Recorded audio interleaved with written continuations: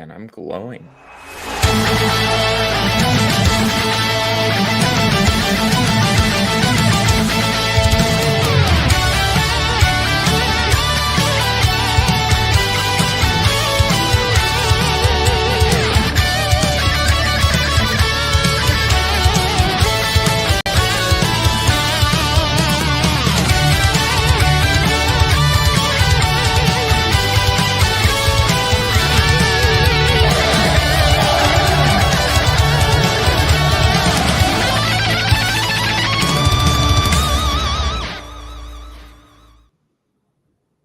What's happening, guys? This is the annual Thrylos 7 International Awards, the 5th annual awards. I actually can't believe we're already at 5 of these now. It's insane.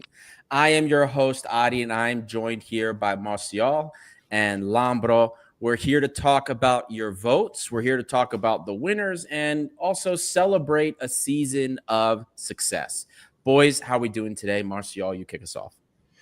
Well, I'm doing quite great, having an eye on Pirola playing in the Euro under 21 against Germany. So it's nice. That's right. I kept seeing all of Greek media was talking about that. Big game for Pirola tonight. Yeah, it's 1-1, and Italy just got a red card. So yeah. Oh, tough stuff. Lambro, how are we feeling, buddy? Nice and hot in DC today. Who are they playing? Who are they playing? Germany. Oh, okay. No, I'm doing good. Yeah, Adi, we were talking about it. It is hot here in DC, in the United States, the East Coast, like brutal hot. I think tomorrow it's going to hit 38 degrees, very humid. Yep. We don't have the ocean nearby, so we're all suffering here. But yeah, been watching. Have you been watching some of the Club World Cup games here in the US? Looks like it's been I watched one shit show so far. But... Oh, it's terrible. Yeah, some of them have been good, actually. There's been some good crowds, and Botafogo, the Brazilian teams are just destroying everybody, which is funny. But the European teams don't give a shit. Like, they're not even. They don't care. Yeah, exactly. It's like the season's over. They're really going to risk injury for this stupid competition. So, meanwhile, like the Brazilian teams are in season, right now. Yep, is that true? That's correct.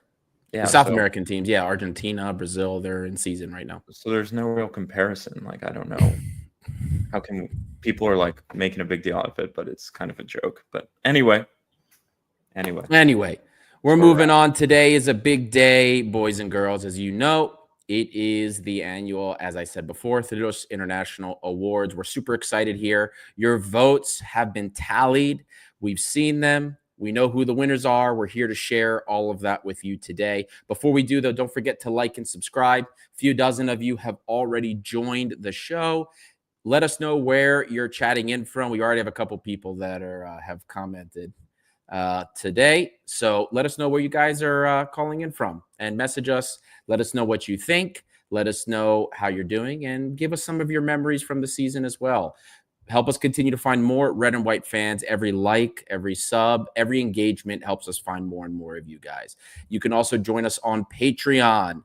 We mentioned earlier in the advertisements for the show that we have a big announcement coming later, and we will do that after the award show. We do have a fun announcement, something really awesome for you guys. So the patrons know what's up. You guys already know what's coming. So if you join Patreon, you get early access. We share information with you guys on Patreon that we don't share always publicly. Some stuff we can, some stuff we cannot. But join us on Patreon. It's always a great conversation. $1 a month to join the WhatsApp chat. And then there's advanced content tiers and things like that. So check it out. Patreon.com/Thrylos7 International. Now, boys, we're going to get started with the awards. We're going to talk about the players, different categories. It's always 7 of them every year. Best Greek, best goal, most improved. There's always 7 categories, the same every year. Now, this year, it was more nominations, individual nominations in each category. There's usually, we get like 3 or 4. And then 1 or 2 categories, you'll get more. But every single one this year had a lot of nominations, like almost an entire 11 of players that people thought were worth nominations in some. So we're going to get started first with the best Greek player. And this year, talking about best Greek players, and maybe you agree, maybe you disagree. We had quite a few very, very good performers. And I feel like I remember years where it's like, man, we didn't really have a lot of Greek players or Greek players that did well, so it was a very easy decision, but we had quite a few. Solakis, our captain, Panos Retsos, Babis Kostoulas, Mouzakitis. You have quite a few names that you can pick from when it comes to best Greek.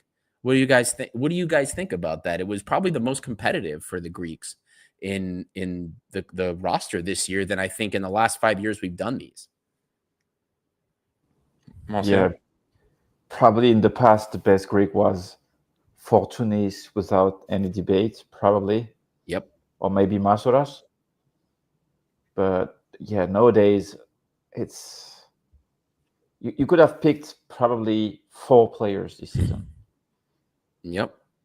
In terms of Greek. So yeah, it's a sign of improvement. Even though there were a lot more votes that were spread across our Greek players today, there was one Greek player that stood out among the rest. And you can probably guess who that was. But the player with almost 80% of the total votes, and there were, we had thousands of votes this year. Every year we get more and more, which is incredible. But this year's best Greek player is Yorgos Masouras.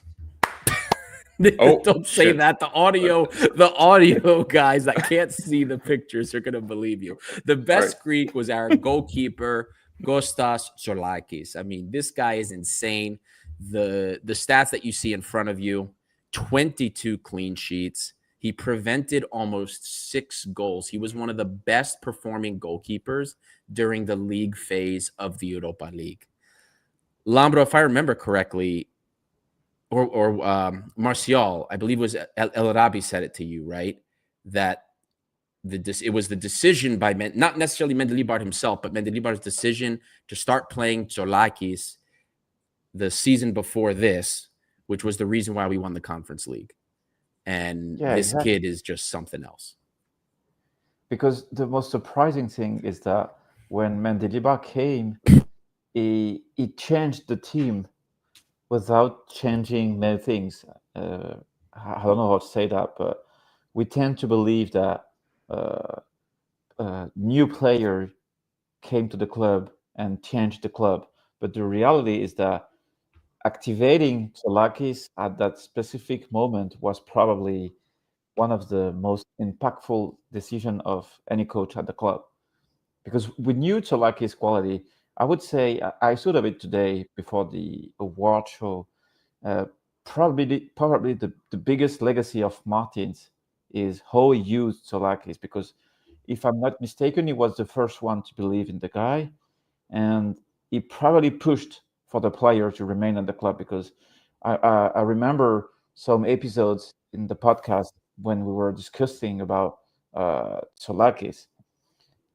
I remember her saying, I don't know, he's struggling with shoots, is struggling with this and this. He was needing improvement, but the club overall believed in him, and so did Petro Martins at first, and Mendilibar by deciding to use Tsolakis as a first choice. And for me, he's the best Greek player this season. But the season he has from the beginning to the end is probably one of the best any Olympiacos player had in the modern era, I would say. I don't recall any bad game from Tsolakis. It probably happened, I probably forgot. It's a 10 out of 10 season for me. Lambro? Yeah, I agree. Like, my take from last season was that essentially him, El Kabi, and Ibora were the keys to the European Championship, the Conference League. That was my take. And I think Tsolakis, we talked about it with Vasilis from Nova Sports. He came on, we did like a little episode in Greek. And all of the speed, the momentum, the style of play that Mendilibar wants to do doesn't stem from the goalkeeper, but it's just enhanced 10 levels by having the goalkeeper being that good, in my opinion. Ball at his feet, even ball in his hands. When he collects the balls, he can distribute really quick. He can throw, he can kick, and then his reflex saves. He's big, tall, comes out well for crosses. Just he's like easily, I think, the best keeper. I want to say the best keeper we've had. He's like up there. I think he's better than Roberto. I think Jose Sa, he's probably better than Jose Sa. I think he has better reflexes than Jose Sa does. I feel so comfortable with him and his penalty abilities. Just he's a keeper that saves you. He's a keeper that it's also just it's those minor things when you're playing at a club like Olympiacos where you dominate possession. It is the ability to read the game, being so intelligent, knowing how to distribute, where to play, positioning. When 90 minutes of the game, you may not be 89 minutes, you may not be needed, but you may be needed for like a split second. Always clicked on. So he's been a game changer, not erratic at all, like we saw with Pascalakis, who is just a disaster, in my opinion, as a keeper. Never rated him, but anyway, it's for another day. So it's Pascalakis, the youngster the club handled the best in the recent era of the club, because he was in the first team very early. He played game. He wasn't a starter. He learned with more experienced players, and then he was awarded the starting spot. But you look at the profile of Tsolakis, and he's very experienced yet for a keeper, because we know that Olympiacos win title more than any other club in Europe, probably, at least domestic titles. Right. So the club that is buying Tsolakis in the future, if that day arrives, not this season, I hope, you buy a guy that is like 22, 23, but probably around 25, 26 in terms of footballistic age, if that matters. I see what you mean. My thing is, and I'm agreeing with what I'm seeing in the comments here, is like one of the real tragedies would be if we sold Tsolakis. Like Babis Kostulas is gone. We can't say no to that money. It's a record for a Greek. There's the talks about Mouzakitis. I think it would be a tragedy to sell him, but if somebody gives you 30 million, you're not saying no. For the big thing that will hurt us this year is if we sell Tsolakis. If we sell Tsolakis right now and while we're trying to sell others and we're trying to rebuild for a core that's going to compete in Champions League, it'll impact us, in my opinion, very negatively. You need a goalkeeper like this if you want to have a hope of competing in any way, shape, or form in Champions League. So I'm in agreement there with everybody else. This kid is Tsolakis. I hope he stays not just this season, but a couple more seasons. I think Costa had spoken to a family member of his that said he believed he could stay for 2-3 years before he would move on. So let's hope he stays longer. Then he has more time. He, as like a goalkeeper, I think someone commented, we pulled up the comment, like he has more time to develop as well. There's not a rush to get into a top league at, let's say, 2021, 22. So even if he goes at 24, that's extremely young for a goalkeeper. I think if we did sell him, I think the price you're looking at is probably 25 million euros. So that seems steep for a goalkeeper. And if we do sell him this summer, it's funny I mentioned him. I could see us going in for Jose Sa again. I don't know what you guys think, but I think he's being shown the door at Wolves. You could probably go in for like 8 million euros, bring him back. So if you sell Tsolakis, I wouldn't be surprised if that's where we looked. But the question I have is, how many clubs for a guy like Tsolakis? I don't know in which club he could sign. Yeah, the market of goalkeeper is very strange. It's weird. It can be a new Akinfeyev, if you remember the legend of Football Manager Akinfeyev, staying in Russia forever, playing Europe every year. I don't know, but if the club keeps improving like that, I don't see any point of him leaving. I don't understand why no one is coming. Like, it's such a weird market, the goalkeeper market, because like you said, I don't think there's been that much serious interest in him. I don't think there's been an official offer from anyone, a serious one at least. It's just what There do you has been guys think about it? interest. No, But there's been interest, but no serious offer. Like nobody's actually like said we're gonna come in here and table an offer, which is because like someone said, like Milan won 25 million euros for Maignan, like yeah. Magic Mike, like amazing goalkeeper. Goalkeeper market is just insane. I don't. Who is going to Alisson come got in? how much from Roma to go to Liverpool? 75 million? Yeah, but who's going to pay 25, 30 million for A 20-year-old. Tsolakis from Oh my Olympiacos? God! Martial's What a watching the goal Italy from game. Italy! Oh my God! Last second tire on a free kick. 9-man Italy tying it up 2-2. That's insane.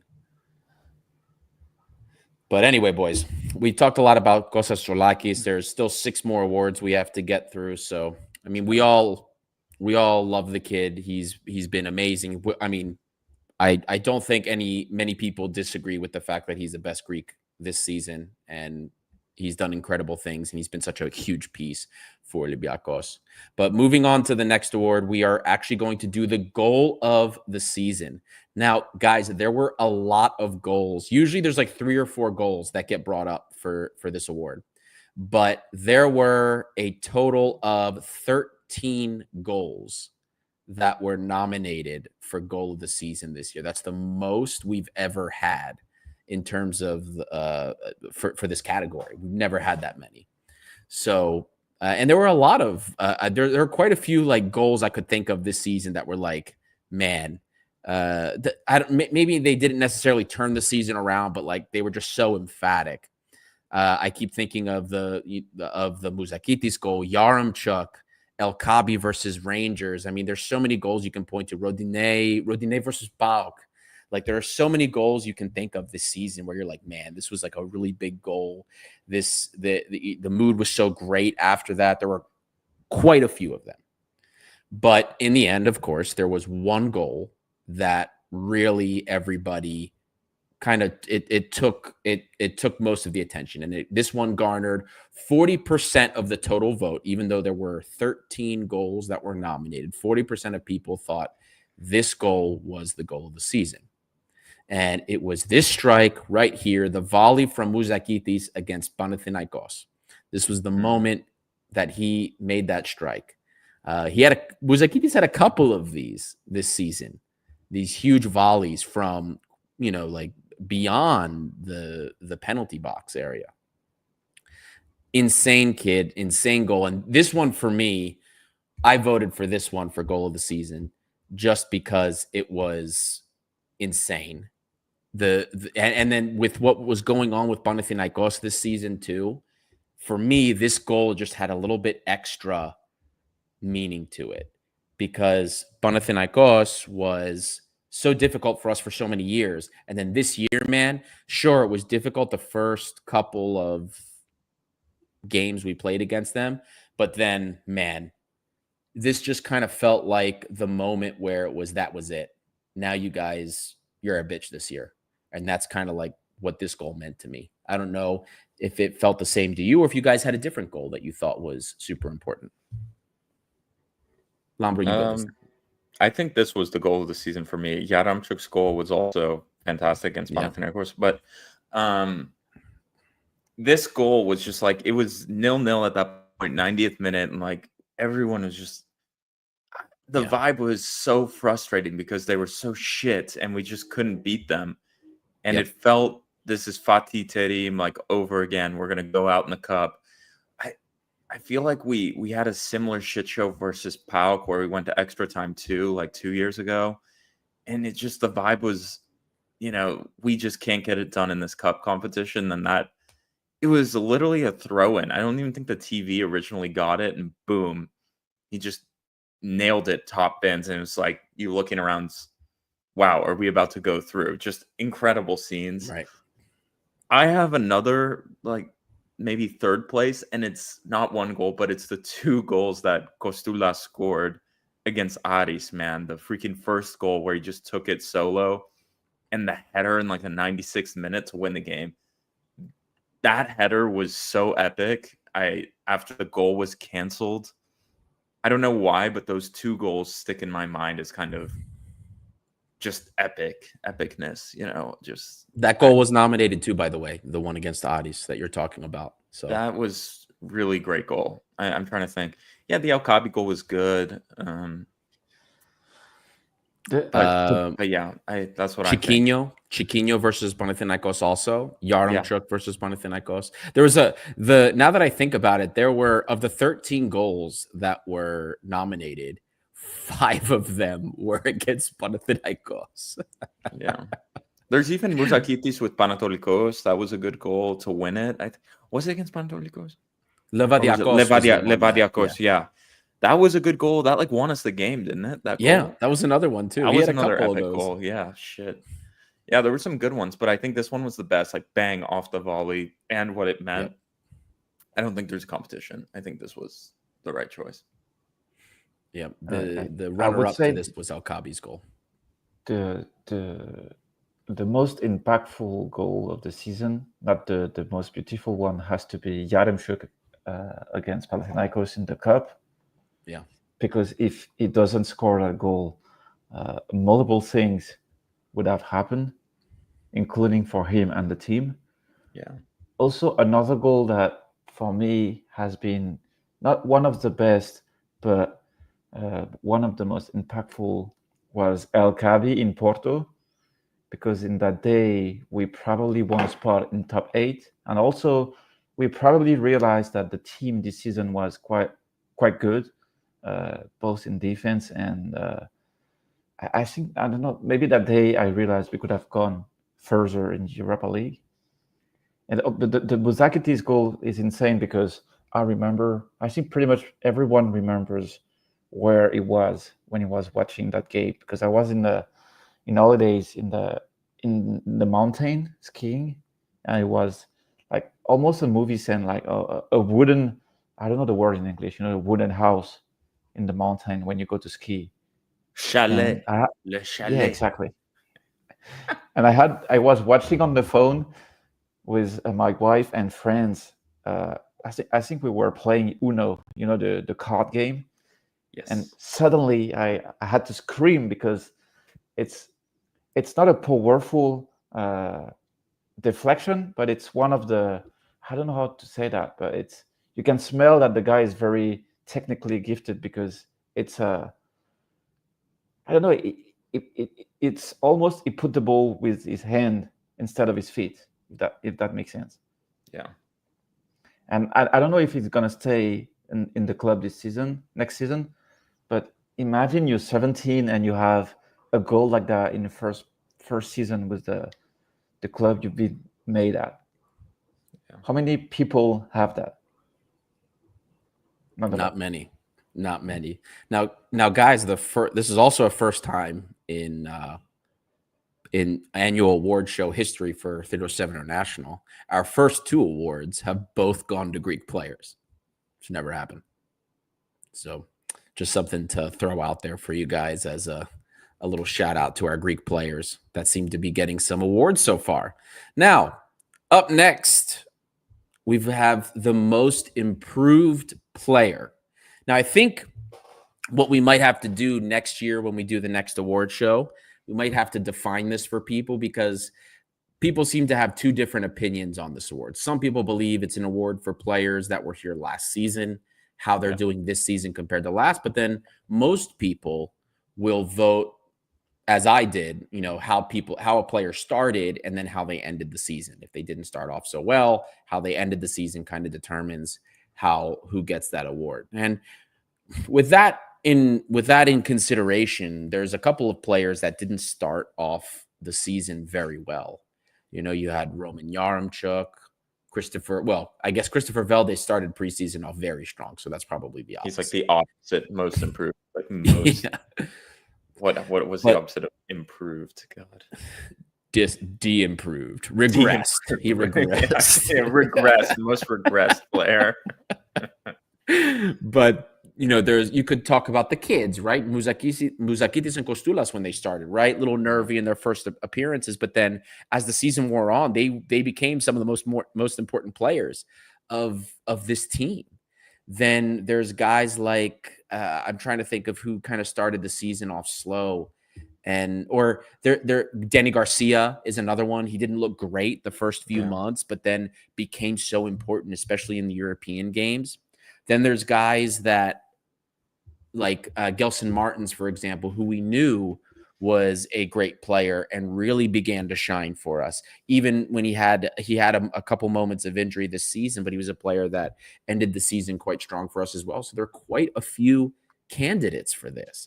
There were quite a few players that improved during the course of the season. But in the end, there was a winner, as there always is, even though it was very close. There were actually 3 players that it was close between, and then one kind of ran off with the votes in the end. And the winner for most improved player this season was our Ukrainian giant, Roman Yaremchuk. Roman Yaremchuk had a very difficult start of the season.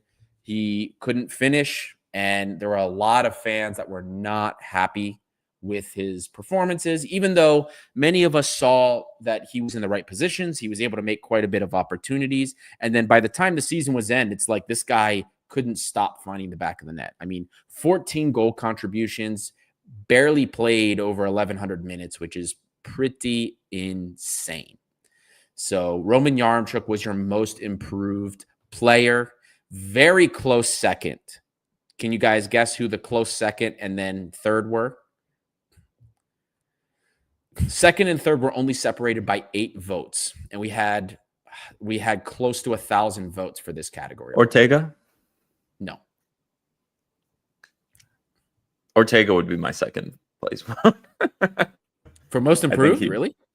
Yeah, I think he improved a lot from the first season. Oh, well, okay. I could see that.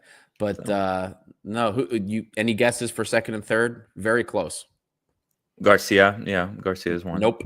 Danny Garcia. He was nominated, but he was not. He got barely over a dozen votes. Tsolakis, I guess. Pirela, probably. Nope. No Tsolakis. No Piro. Not Costinha. Nope. Then is it just Costulas Muzakitis? Like you were Yes, it is. Yeah, there Costulas, Muzakitis, and then second and third place for Costulas was second, Muzakitis for third, but second and third place were only separated by 8 votes, but those 2 were considered the most improved players. Yeah, I don't think the voting public understood the award. God damn. That's what but in the end, most people voted for Yaremchuk. He ended up with about close to 40% of the total vote himself. The question I have is, do you believe like the club has had to teach a lot of things to Costulas? I mean, players like that, when you remember the first game he's played against Volos, it was very raw because he was playing alone up front and he wasn't ready for that, in my opinion.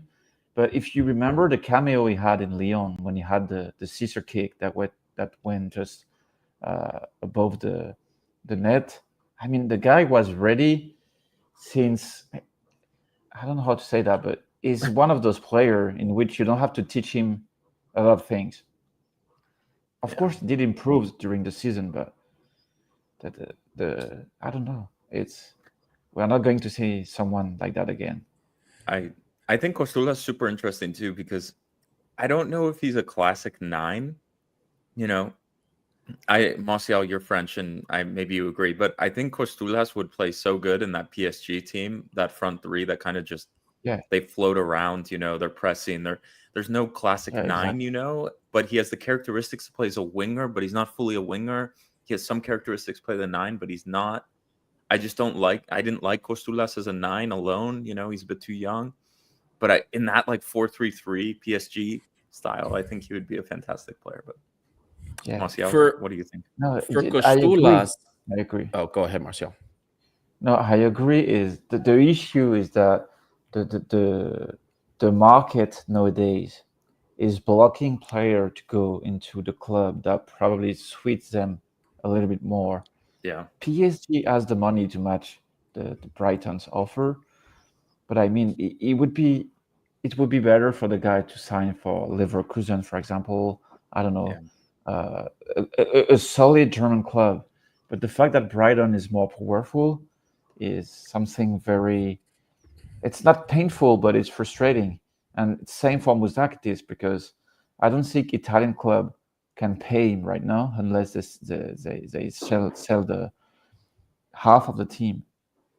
He barely has he barely have club that can pay him right now unless he signed for Bournemouth or Fulham, clubs like that, which would be, I don't know, I don't know, not like positive. the interest from Spain. I don't. We were texting about this in the chat, but I think there's like 40 dudes who play just like Muzakitis in the Spanish football. You know what I mean? Small, Yeah. undersized, great passing, shot from outside the box. It is literally the typical Spanish player. They just like repeat. They like clone them. So I never understood. Atletico Madrid is going to pay 30 million for Muzakitis when they have Diego from the academy, who's literally the same. It makes no sense to me, man. Like they recreate these like very small midfielders all the time. So I don't see it. I don't see him going to Spain. Italy is going to be. Can Muzakitis handle Italian football? Look at his body, man. He's so tiny. English football, it's going to be very difficult. I think it's going to be. I think he could be sold just because of the talent level, but I don't. I think the adaptation for him is going to be more difficult because of his build and style of play. But I don't know. Yeah. I see what you're saying. I will say this for Costulas, going back to the one of the original points, talking about whether or not the kids can be or should be considered most improved. For me, Costulas, and I agree with your assessment, Lambro, that he wanders around. He might not be a typical 9 because he also did that for the U19s when we won the Conference League. He kind of went all over the place, and he would travel around. But I think also him kind of just playing and being effective anywhere Mendilibar put him. Mendilibar was putting him on the wings into beginning, and he never really, even though he does wander as a 9, he didn't play on the wings in the U19s. He played as a 9. So he had to learn and play under Mendilibar's system, which is a lot different for a lot of these players. Like, we have to acknowledge that. What Mendilibar does is different, and his asks are not. A lot of players don't like it. It's not a style of football maybe they're used to. You have to do a lot of running, and he did it wherever he went. He just was an animal. So, given the fact that he was playing in positions that he was not necessarily used to, but then coming into it and just giving everything and doing whatever the coach asked with 150%, I think that I could see him still being considered for that because he still was able to succeed in that role, in different roles than he was used to. That just caveating that at least a little bit. And But Adi, one thing I want to go back to Yaramchuk as most improved. How many people in this comment section shit on me for supporting Yaramchuk this year? So I kind of like just want to kind of what I remember I was saying, and I'm gonna just pat on my back a little bit. His movement, his physical ability, his running was so impressive even before yeah, he started scoring goals. And it was clear the guy is a good footballer. And we just, you know, we we dealt with this situation where we just got because he was missing the goals and he was not people were pissed off, it's understandable. He's brought here to score goals. But that didn't mean he's a shit footballer to us, as Olympiacos fans, we judge a player immediately if they don't hit the ground and we're like, they're shit, they're not scoring right. goals. It's the same thing with Oliveira. I will die on the hill that Oliveira is a talented footballer. He just had no fit in fucking In the system. Mendilibar football. Like literally Oliveira as a player has no position in any team that Mendilibar will ever coach. Does that mean he's a No, you're shit right. player and sucks and is awful? No, it's just he was exposed massively because his characteristics didn't fit into Mendilibar's style. Probably the same situation with Stamenic, if we're being honest. Like, Yeah, he's probably Yes. not the best footballer in the world. He's not on the level of Oliveira, but also he can't play Mendilibar style of football. So, Yep. but No, I Yaramchuk think was you're right. class from the first day, man. You could see the guy knew how to play football. The goals were coming. He just needed confidence. The manager trusted him, and he got the goals when he needed it.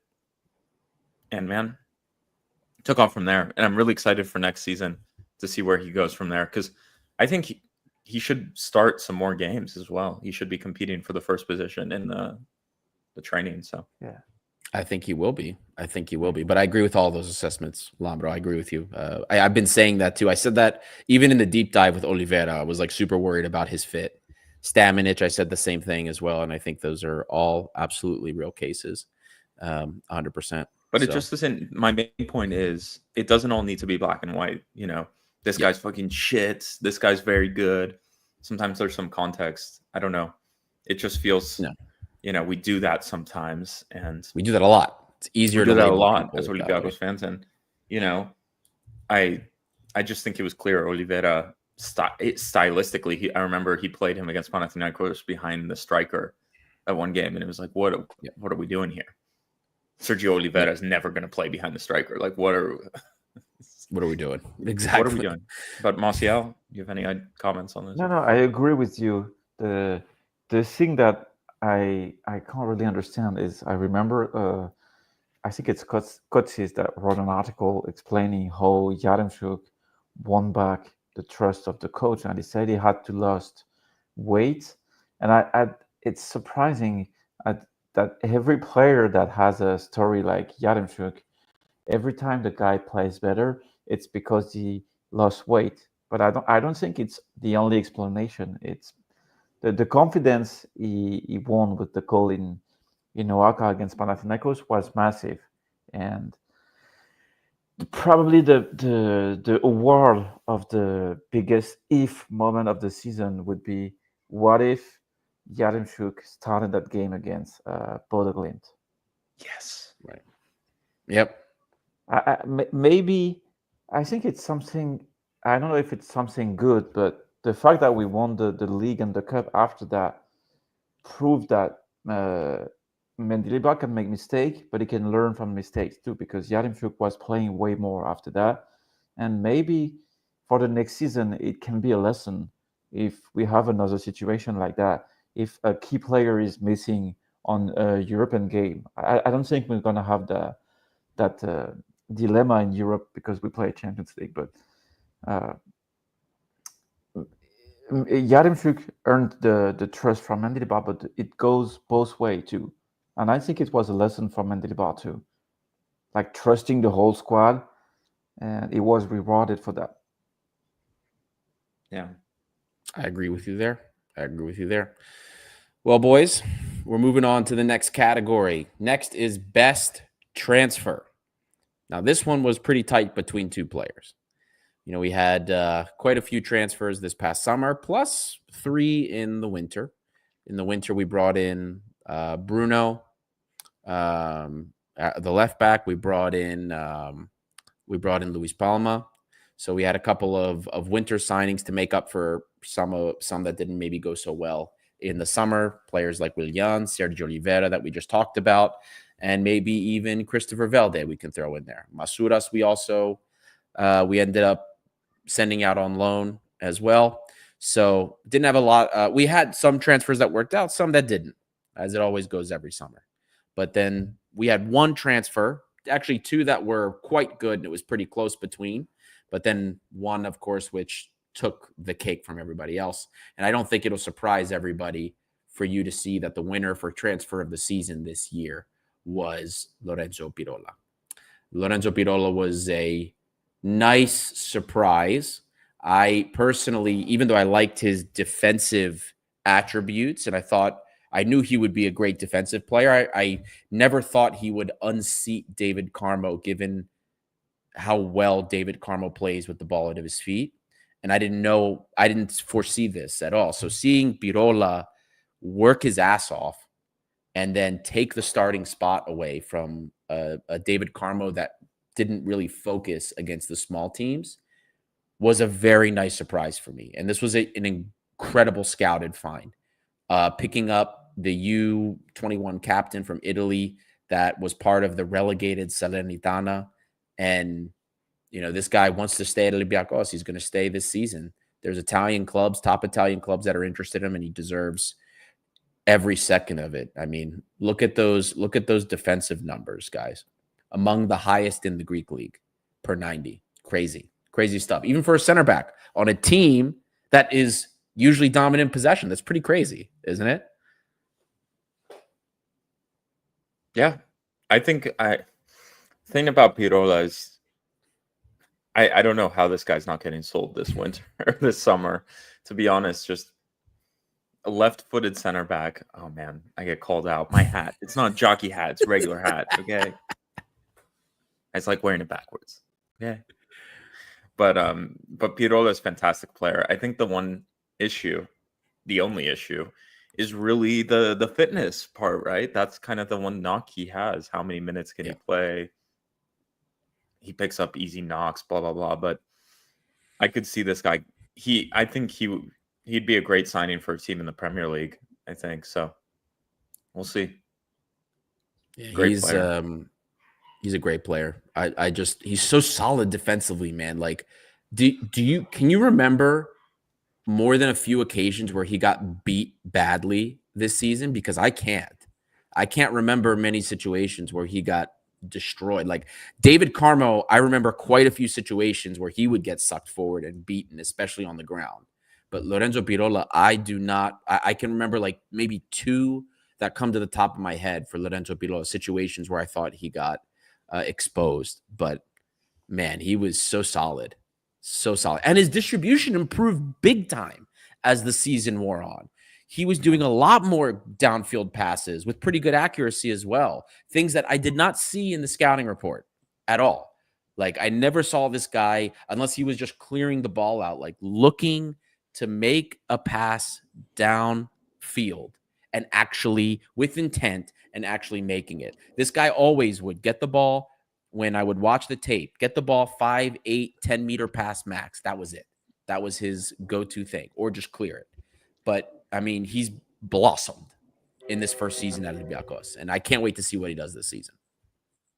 Yeah, I see Manos coming. We got to keep some of our players, don't we? Yes, indeed, we do. But it just goes to show you how many people were shitting on last summer and this team shit and blah, blah, blah. We're going through player by player who's probably worth 15 to 30 million euros right now, which is pretty fucking remarkable.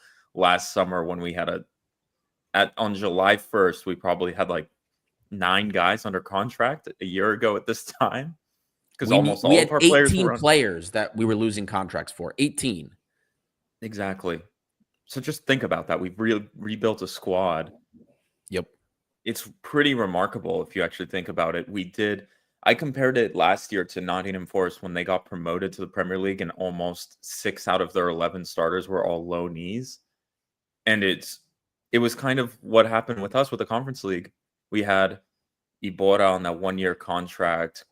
Was it Carmo on loan? Horta on loan? Just Chiquinho brought in half season. You know what I mean? It's just Podense on loan. It was pretty remarkable. And now we're a team full of assets that we could sell, we can keep, and we can hopefully build upon in the Champions League. Yeah. Super exciting to see some of these guys play and make a step up. Hopefully, it's going to be really difficult. I hope, the level of play is going to be super demanding. And a lot of these guys, it's going to be difficult for them. So it's going to be interesting to see how they react to the step up. So, Labrador, one other caveat for context for people. We were signing players and we had to cut like 30, 40 players off the roster. Remember, Carapapas was telling about that. Yeah. We had to lose between last season and this season, like 30, 40 players. This season, we only need 4 or 5. Okay, Kostulas has been sold. You need one more. Like, we only needed 4 players. Looks like we might be signing 5. But we don't, anything else we only do if we sell or move a player out. We have such little business that needs to be done. And we actually have resources now to do it. We have the Champions League money. You have the money from the Costula sale. We can take time to make sure we're making deals for the right players. And I bring this up because there's been financial fair play questions. There's one in the comments right now. Yeah. So the club, it's only June. We still have. I never believed we were going to sign 4 players before July 10th, before preseason. I never personally believed that. But if we get 2 players, a center mid, and a wing, and we're going into preseason with the kids and some of the loanees that are back, I think that's pretty good. And then we know that there's always going to be big deals done in August. That's just the way it is. It's just the way it is. So the situation this summer is better. Let's wait and see what happens before everyone starts to panic in that respect. I think you basically need that one, the midfielder, what is it, from Leganés, Mila, something like that. That's Getafe, man. Yeah, not Leganés. They're all the same. No, just joking. I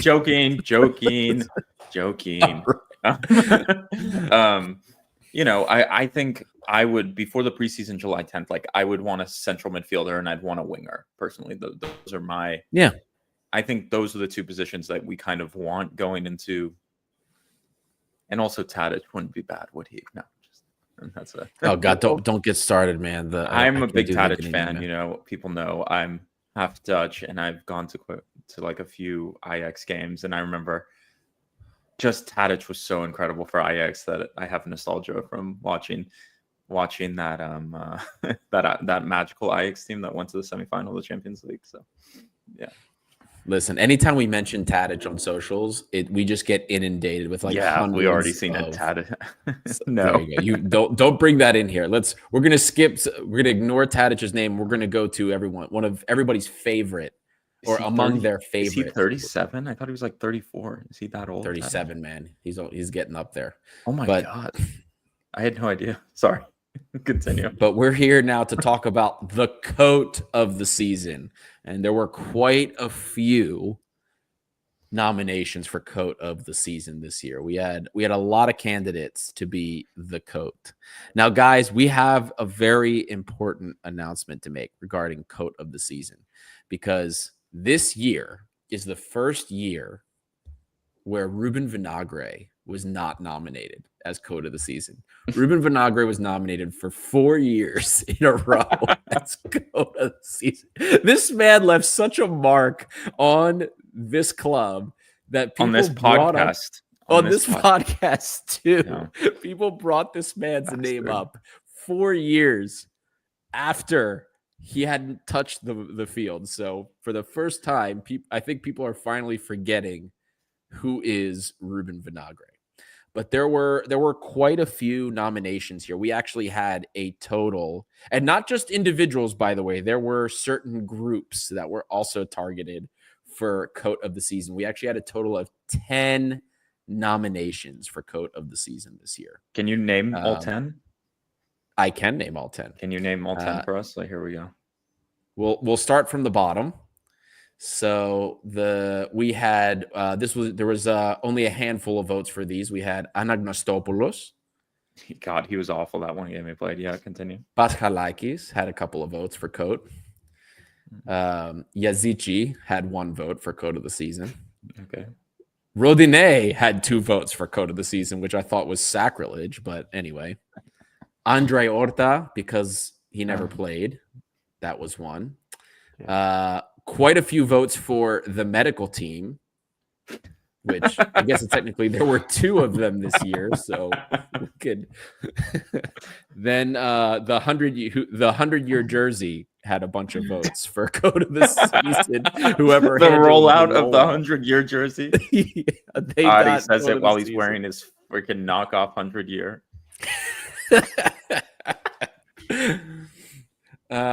So then we're going into the guys that had way more votes. So Sergio Oliveira was 4th place. Okay. Then Christopher Velde was 3rd place. 2nd place, our runner-up, was Marco Stamenic. He was my coat of the season. And then you had the coat, the biggest, fluffiest, plushiest, goose down winter coat, was none other than Willian. in this gorgeous, look at this gorgeous black. That looks like a coat that will keep you warm. That's the one that sits in your closet all year. You bring it out the one time, twice a year. It snows. It's got a nice little hood on it too, Lombro. Look at that. Lovely. It's a nice one.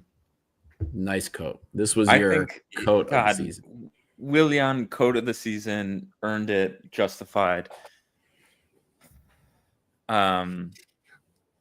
Yeah, I I will say something. Velde was super disappointing season for him. I was super disappointed in Velde just because he showed so many amazing things in the preseason and then also had a few really good games or games where he scored and contributed. And you just see Velde, the player, and sometimes you have moments where you're just like, oh, this guy's got something. And then 85, 90% of the time, you're like, okay, this guy's just not good enough for Olympiacos. But yeah, I I think think Willian is correct. And you know what killed Willian was the freaking Twente game, man. Yeah. It was the Twente game when he didn't have to do it, but I still remember this shit. He started Gelson and Willian on the same game after Willian had a great game. I think it was against Ofi. And it was like, oh, Willian's turning it around. Like he's starting to play some football. People were like, okay, he showed up. And then he shit the bed against Twente and he never recovered. He didn't come back. And that was like the disappointing thing because there was a moment ever so slightly where people were talking. I think Martial and I talked about this. It was like, oh, Willian played very good in Crete. I think maybe he's turning it around. He scored a goal or gave an assist or something. And then he did that thing where he started both of them at home against Twente, and it was like, it's over. He never played him again, I think, after that game, if I have to look back. So, I think part of it for Willian, referencing Stefanos' comment, was the wage. He was the highest earner in the league when he joined Olympiacos. He was making more money than Anthony Martial for AEK. So I think that could be part of why so many people voted for him. And also, like, people were excited for him. I wasn't necessarily, but there were a lot of people that were excited for him as a transfer. And then that plus the wage, I understand why they did that or why they voted that way.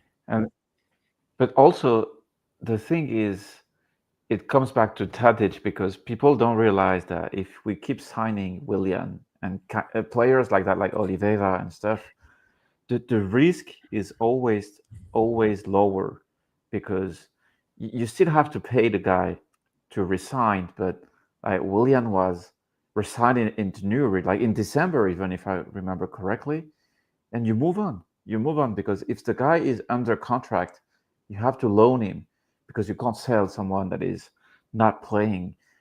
Let's say, for example, Yaremchuk hadn't scored a goal against Panathinaikos. It was due to leave in January, and it would have most likely been loaned with an option in January.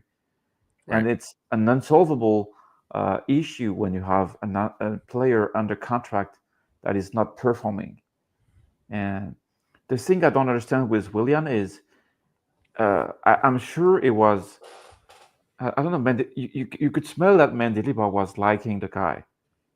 It was not like Oliveira. Oliveira barely played. He wasn't starting any game. But Willian had multiple injuries from time to time, like setbacks injuries.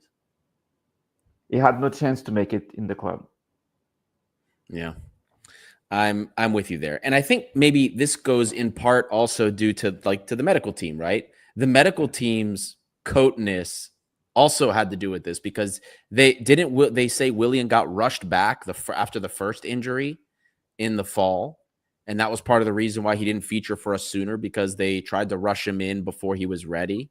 So maybe some of that goes on to the medical team too. I don't know. I understand. For me, it was Stamenic, and because I personally had way higher expectations for him following the scouting report, what I saw, what he did with Red Star, what I thought he could do for us. He ended up not being a good fit, and part of that is on his usage. He was used a little bit deeper than I think where he would have been more useful for us. But then in the end, he didn't ever show us what I saw in Red Star. So for me personally, I didn't have that expectation of William because I didn't know how his fit would be for us anyway. But I really did think that Stamenic should have done more for us. So he was my coat. But I understand fully why everybody picked, or most people picked Willian. I get it. I do. I get it. I think it also comes back to go ahead. the wingers thing. When you sign a winger for Olympiacos, it's part of the DNA of the club to expect a magical player. Yeah, And of course.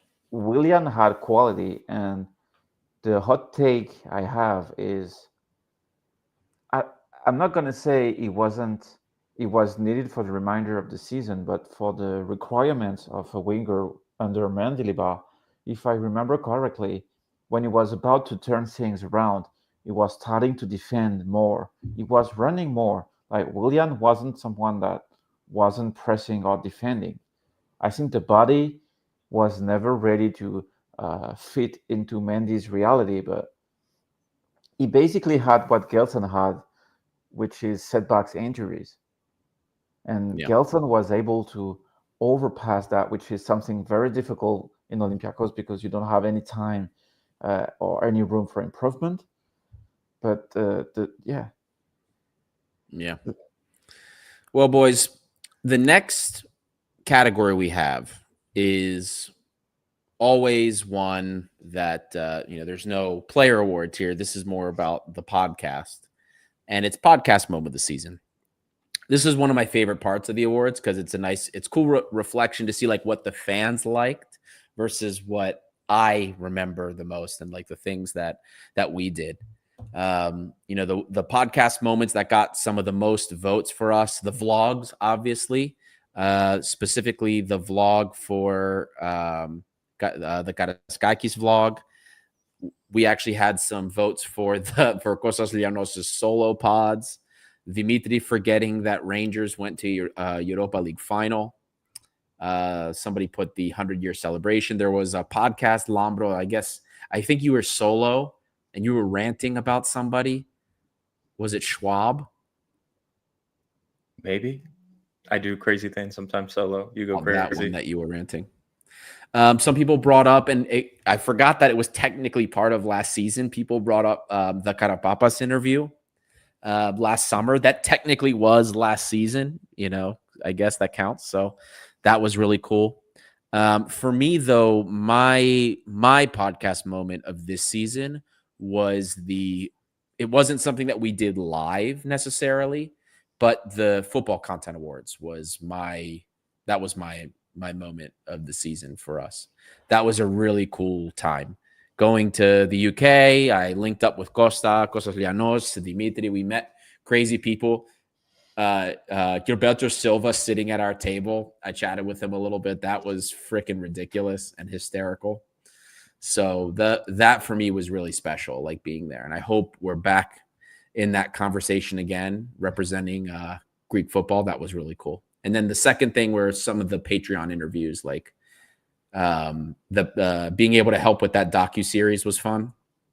So I can't wait for everybody to see that when it's eventually out. Things like that. It was really cool. No, the Swiderski childhood jersey. Swiderski. Swiderski jersey moment was hilarious. Rewatched that. That was epic. That was so good. Amazing. And then so he turned out that to was play brought good up for Panathinaikos too. I was joking about him playing for Charlotte FC, and then he came and signed for them. I was shitting myself that he was gonna score some goals or something. God, that's so funny. The roll face bringing up Martial anytime he talks about a random player from fourth tier and he thinks everyone will know who he's talking about. I'm not gonna lie, those are some of my favorites too. But yeah, there was there were quite a few moments. What was yours favorite moment of the season, Martial? Go ahead. Podcast moment. It's difficult because surprisingly, when you don't lose a lot of games, you don't have a lot of magical moments because I remember the angry moments you remember the most. Mm-hmm. No, but in the previous seasons, at some point, I was refusing to go on the pod because I was too angry to speak, and I had nothing to say basically. But the time, the best episodes is when I don't know. I remember when you basically trash every player that played and you are worried about the future. But when you have a successful season like that, I would say the the best moment of the podcast is seeing the improvement of youngsters into the team, which is something that we've been praying for so many times before. And it's not a specific moment, but it's having episodes after Kostula scoring in Tumba, the brace against Aris, Buzakidis' goal against Panathinaikos. And those moments probably are the best moment. Or maybe the best moment is when someone reminds of a non-player that passed through Olympiacos, and it starts a momentum in which everyone is throwing names about random players that have passed through the club. You know what I never did, Lambro, and I forgot to do? I still keep copying, like, anytime Martial does his like random like football philosophies in WhatsApp, I still record them in a notepad because I want to make a book for them. And though we need to get more of those on the show because some of these are fantastic. Like this Gelson hot chocolate one is fantastic. Where he compared Gelson to hot chocolate, but Podence was coffee. Yeah, it's always the Monday morning when Martial's like drinking coffee that you just get the best like message to wake up to. If you seriously, this is another Patreon shout really quick. For those of you that haven't already joined, check out Patreon and you can get Martial's morning football philosophies. Specifically, and they go something like this. This is the Gelson hot chocolate one. Gelson Martins is hot chocolate for people, and Podence is coffee. Hot chocolate's always more tasteful and overall better as a product, but the majority prefer coffee for random reasons, mainly marketing. So come join Patreon, patreon.com/Thrylos7 International, and you can get Martial's morning football philosophies, and they are treasures. I am compiling every single one of them. I will make a book on these. We'll make the first Thrylos International book. It'll be absolutely incredible. But Lambro, what was your podcast moment of the season? I can't even remember a single moment to me. It's like, I don't know. Just sometimes some of the conversations in here are hilarious. That's kind of the one. But for me, it was just, how positive this season ended versus how negative almost the whole season was. You guys think about that? Like, literally, it feels like 85% of the season people were moaning about the summer transfers and we're shit and we suck. Oh wow, we ended top 8 in Europa League, but we still suck and we need wingers. Blah blah blah. Oh wow, we just won the league. We still suck. Like, it's just a weird season because people whined and were so upset. It has to be the best season we've ever had with so many people so upset throughout it. It was very weird year for me. I don't know if that makes sense, but no, I see what you mean. There were days where it's like, oh my god, we're having the same conversation about how shit the transfers are again. We just won. Like, literally, the complaints were happening. We had finished the league phase. We are top 8. We're in the round of 16, and people were complaining. They're like, well, hey guys, we don't have any transfers. We suck. We're gonna get raped in the quarterfinals. We're gonna get destroyed in the round of 16. That kind of stuff. Like, it's just like I would be doing the podcast and I would look up, and there would be a cloud coming over, and that cloud was Podence and Fortunis, and I'm like, no. We've had enough of this. Not again, man. Didn't we put a ban on the WhatsApp chat like a week? Yes. Like, you couldn't talk about Fortunis and Podence because like it was every second of every day. Like, even when both players came out and said like they were never coming back, like people still would complain that they weren't here. And then Andre Orta came and people were whining he should have come in August. Yeah. Why didn't he come?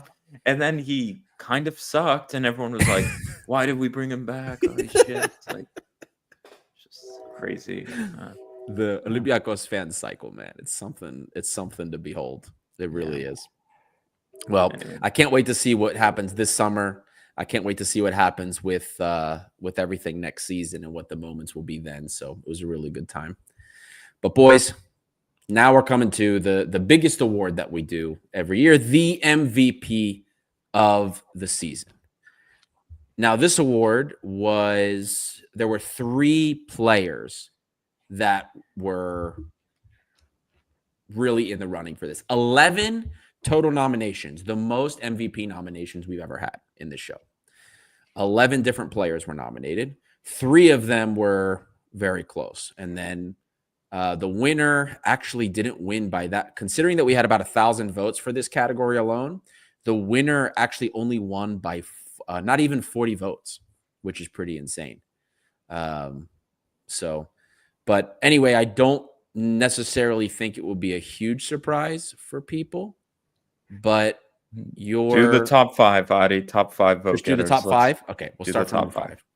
Let's do it. All right, so number 5 was actually Babis Kostulas.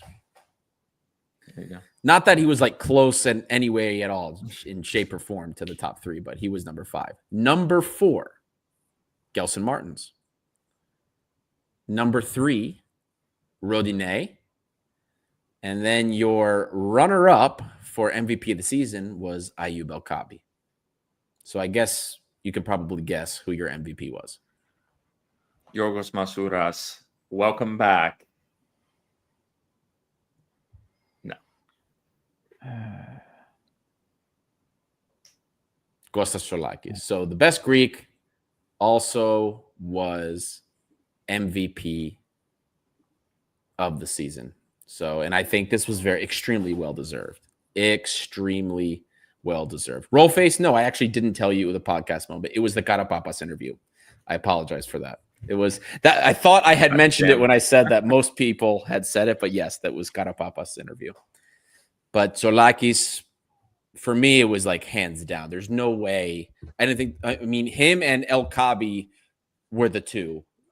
El-Kaabi, a second straight season, over 30 goal contributions, and just insane. But Kostas Tsourlakis, in those games where we could not score to save our souls, he kept us in these games, especially in the Europa League.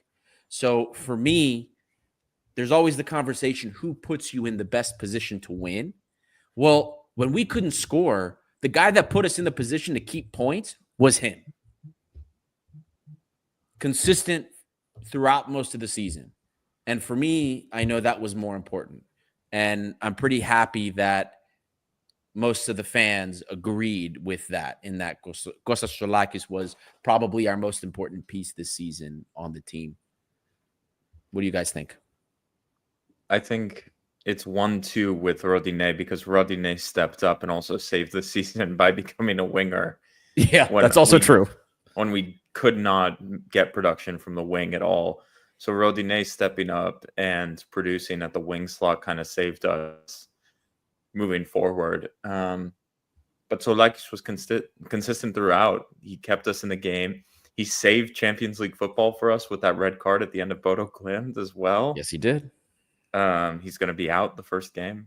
People may forget that, but yeah, no, I think it's the right call. I think it's 1-2. Tsourlakis, Rodinei, I think is kind of how I would have done it. Martial? I would say Rodinei, because he changed position during the season, and it's not really easy to go from a fullback to a winger. I am okay with Tsourlakis because he deserved it, but Rodinei, I don't know what Rodinei did this season is something that we are not going to see again.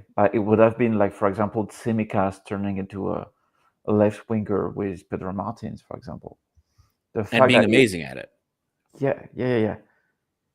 And Rodinei, for multiple reasons, the character he is, the energy he puts, he would have been my MVP, but Tsourlakis is a very good MVP too. Do you guys know how many minutes Rodinei played this year? 3,100? 33 years old, by the way. 3,100? Nope, more. You're close, but it's higher. 3,400? Up. No. Wow. Tell us. 3,712 minutes. There's only one player who had more minutes than Rodinei. And that was Tsolakis. 3,007 at 33 years old. This man almost played 4,000 minutes this year. And I mean, we're talking like this guy was playing as a winger, pressing right back. Like there's a reason this guy always said Polico Rasmeno. Polico Rasmeno, sí, man. Like because this guy, like so much running he was doing up and down for us. It's insane. So anyway, Rodinei, I get the shouts for him. I mean, I still personally like, as much as I agree that Rodinei was huge for us in a time we were getting zero production out of wingers, except minus Gelson Martins, I would say here and there. I still believe that in the end, Tsolakis was there were so many moments that we would have dropped points, especially in Europa League. Like I kept getting flashbacks of previous European campaigns and like not having a top goalkeeper. We would eat a stupid goal here and there. Those games where we couldn't score, or we would have like 30 attempts on goal and we couldn't score any of them just to eat a shitty shot, like the only shot our opponents had. Porto, for example. Like Porto, without Tsolakis in goal, previous years, we eat a goal towards the end of the game. I'm convinced when we're playing in the Dragao. But Tsolakis, you couldn't touch him in that game. It was that's the type of stuff that pushes me to say he was the MVP in the end over a guy like Rodinei and over a guy like El Kaabi, who also like he scored most of our Europa League goals, right? Like I'm pretty sure at one point it was all but 2 goals in Europa League El Kaabi scored. Insane. Yeah. You know, this guy has a golden boot, a European golden boot 2 years in a row. Conference League and Europa League. So I know a lot of people maybe forget about him, but this guy is insane. The guy's insane, and Kostas Tsolakis were insane. Who was it that told us you have to have a great goalkeeper and a great striker if you want to have success in European competitions? We have both of them. Probably 2 of the best in recent history. So, also knock on Rodinei, if he made that fucking penalty against Bodo Glimt, man. Like what I can't get over that shit. Was if he had made that, bad, I'm sure man. we go in. I agree, man. If he scored that penalty, we're going through that night like with his silly bullshit, man. Like that was really annoying. So that's the one knock on him. God, the outtake of that night is that not only if we converted the first situation with way before the penalty even, I think it could have been, in my opinion, the largest European win for the club. We could have destroyed them that night. Exactly. Yeah, it was insane. Oh yeah, that's right. I forgot that Tsolakis won Golden Glove for Europa League. What does that mean? He had the best stats, man. He had the best stats, most clean sheets. Most clean sheets. Is that what Golden Glove means? I believe that was correct. Yes. Okay. So he's so good, man. So good. Anyway, guys, we're over an hour here. Gone through now all the awards. It was a great season. It's a season of celebration. A title-winning season, a double-winning season. We had so much to celebrate. Like you could tell it was a good season when so many of the categories, so many people had almost a dozen players people thought could win this. When in so many of these award shows, I remember it was like, man, there's only 3 players people thought like, and even us thinking about it, there were only 3 players that we could think about that really deserved something, and to have so many great players that you could talk about. That's how you know it was a fantastic season. And that's the most important part about this, is celebrating that and recognizing how much of a success it was. Even though, sure, We didn't go past round of 16 in Europa League, and that disappointed so many people. But this season ended up so much better than so many people were complaining about. And I really believe if the club continues to take the steps that it started from last summer, that we can have even more and we can do something in the Champions League. That's the most important part about this. And it's a reason for us to celebrate. Now, guys, before we go ahead and let you go, we did say we have a really big announcement today. And this is something that's been going on for a few months now. Couple of delays, so on and so forth, but we're really excited about this. And if you're on this live show, you're the first hearing about it. The patrons have known now for about a week. But tomorrow, we are doing a Centennial jersey giveaway. Not exactly like this. This is the knockoff tie one that I have. But a real Centennial jersey giveaway. We are working with a huge company. You'll see all the information tomorrow. If you do not follow us on Instagram already, go to our Instagram, follow us. All of the information will be coming out tomorrow. We are collaborating with a massive company for this kit. So check out the giveaway tomorrow, and then also more information about the jersey and where you can buy it as well. Really excited for this. Follow us on socials. Read the directions for the giveaway, and you can enter for a chance to win the Centennial jersey. We are really excited about this. There's a cool rollout that's happening too that we've been a part of, and you're going to get to see some people that you will recognize that are a part of this great rollout. Supremely excited for this. Really, really awesome. And just another thing that we can be proud of as a community, because companies, big companies are coming to us to help collaborate on this type of stuff. And that, for me, and I'm sure Lambro and Martial feel the same way, is an indicator of how far this project has come, how big this community has gotten. When you see massive companies that you'll see who it is tomorrow coming and saying, hey, we want to connect with the Olympiacos community on something like this. Massive, guys. Congratulations. We should all be incredibly proud of ourselves. And I hope both of you feel the same way, because this is massive for all of us. Yeah. So, Lambro, Martial, any comments before we go ahead and close up? I don't know how to say. I lost my words. Sorry. I'm really curious to see the preseason this season, because I truly hope we won't make. I don't know.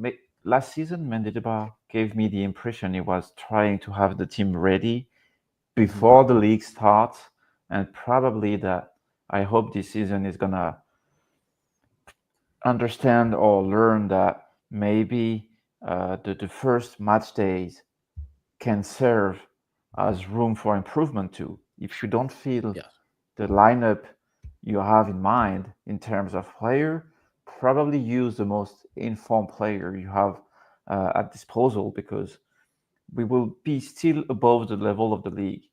So maybe my impression is wrong, but last season we kind of panicked to have a ready team from match day one with a big name signing at the club. We wanted to integrate every signing, and it didn't work out because some of them needed more time to be ready. And I hope this season we won't reproduce that. Yeah. I hope we're going to be ready. Like, we have a core we can roll out. We're going to have Remy Cabea, who can play, we have Chiquinho, we have the two strikers, we have Gelson, we have Rodinei, who can push forward, Costinha, Pirola, Retzos, we have Eze, we have Musakiti. So it's kind of like we have the core still. We have Ortega, who's been here for a few years. Ortega massively improved year 1 to 2, maybe 2 to 3 is going to see even more. So, we have a strong base. I just don't want to see the club go overboard. I just want to see four really good signings. If we could make 4 signings, 5 signings for, like, maybe, let's say we put 30 million on the table for that many players, quality players, and we go from there. We hope, And one thing I'm worried about, I was listening to Nikolakopoulos on the radio, like, supposedly we're lacking on Greek players at the moment for the Champions League list. I'm curious if we're gonna make a run at some sort of Greek player at some point. I don't know. This is We are, unless so, and I imagine the club is going to put guys like Demonidis and Liatsikoras on list B because they're young and they don't have to take up roster spots. But yeah, think about it, man. Look, we lost Masuras, right? He's not coming back. Oh, he's gonna be at preseason, I bet you, on July 10th. You think? Yeah. You think they're not even gonna They bring said him? that none of the loans were coming back except for Hefte. They said none of the loans were going to be part of preseason. Surely Masuras gets taken along. I think. Well, Kalogeropoulos, we know. I got that confirmed that Kalogeropoulos will be there. Will go. Hefte will go. And if we have to roster the kids, I'm sure we would. But the problem will be the association trained players. Losing Masuras hurt because he was association trained. Yeah.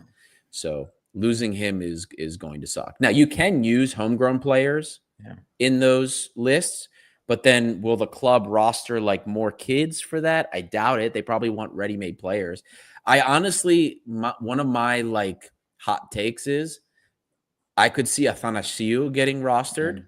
You compete, you put him against Bruno, and then Bruno, you kind of go to Bruno like, hey, we're going to give you a solid loan somewhere. Ortega's going to be gone next summer, and you can compete for the first position. You do something like that, maybe. I don't know. So we'll see. We'll see what happens. But yeah, there is a small Greek problem, especially think about it. Like Kostoulas is gone, but then Mouzakitis. If we sell Mouzakitis, then you have to find a way to bridge that gap. So I don't know. We'll see what happens. Maybe they find some other players, but I heard some people were talking about Zafiris. People think like I don't see that happening. I just not at all. Yeah. Martial, Greek footballers much better. Do you think there's like any players that we could move, like Greek footballers? The only one I see would be Shasim Lassi. Yeah. The guy that plays for Sparta Prague. Yeah. Because he's homegrown, and he's a good player too. A part of that, Likoyanis was a smart solution, but we don't have any room for him at the left back. Yeah. In my opinion, we should have paid the fee for Likoyanis in the winter. Even if the guy isn't that great, you need to sign the guy because he's homegrown, he's decent, he still have some years to play. But apart of that, we don't have a lot of options because even someone like Donis isn't Greek trained, so it doesn't matter if you sign the guy. He's Greek, but it's not gonna be useful for European list. Yeah. So Tsimikas would be. And Tsimikas. Gutas on the free, but it's not good enough. Yeah. Galanopoulos maybe from Galanopoulos. Glass leg Galanopoulos. He played a full season at Apoel this season. So. He did play. He went through a whole season. Wow. The smartest solution would be Sotiris, probably. Alexandropoulos would be actually not the worst signing. Maybe he's not very good in my opinion. His family's Olympiacos. His family's all Olympiacos. He loves it here. But still. So I agree. I agree with you guys. Anyway, all I know is this season with Champions League, I think big things are coming for the podcast. Just saying. God willing. Cross your fingers, boys and girls. Thank you again, guys. Everybody that has stuck around. A few hundred of you have passed through during the time of the award show. So thank you, all of you, for tuning in. We appreciate the support. We love every bit of it. You guys have no idea how much it means to us. The comments as well. We've been getting lots of awesome comments. I don't know why. I mean, it's nice. I feel like we do great work, but it's the last couple of weeks we've had a lot of great comments, people thanking us for what we're doing, trying to connect, helping people get tickets, directing people how to get tickets, just in general, connecting the community. So we love all the support from you. Thank you guys, and we'll be back again. We'll be back again next week to chat all things with transfers, news, you name it. We're always here to give you the news. And don't forget to follow us on Instagram to check out the Centennial giveaway. So interviews, stuff coming. More great content is coming your way. Thank you again. This is Thrylos International, by the fans, for the fans, and we'll see you guys next time.